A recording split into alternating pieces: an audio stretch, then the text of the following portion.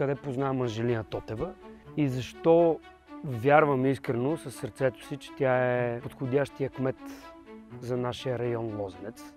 И нещото, което ми направи впечатление веднага след като се запознахме с нея, беше отношението им към културата. Това е нещо, което аз вече от няколко години в публичното пространство не спирам да говоря за културата, защото това е нещото, което ни цивилизова и това е нещото, което прави от един социум цивилизовано общество. Аз не вярвам, казвам го най-категорично открито, на политици, за които културата не е приоритет. Политици, които неглижират изкуство. Политици, които неглижират образование, за мен нямат място в политиката, защото това показва липса на визионерство. Точно обратният тип е Анжелина.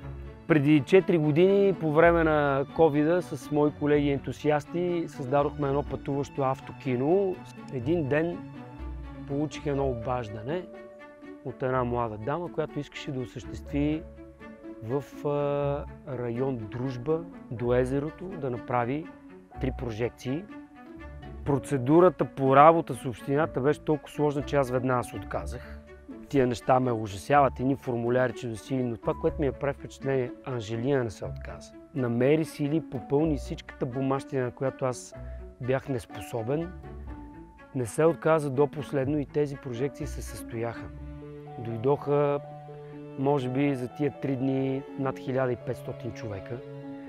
Беше изключително красиво, хората бяха супер въодушевени и тогава аз видях в този човек мисъл. Това от познанствата, които имали сте такива, предполагам, запознаваш с някой човек, имаш чувство, че го познаваш от 10 години.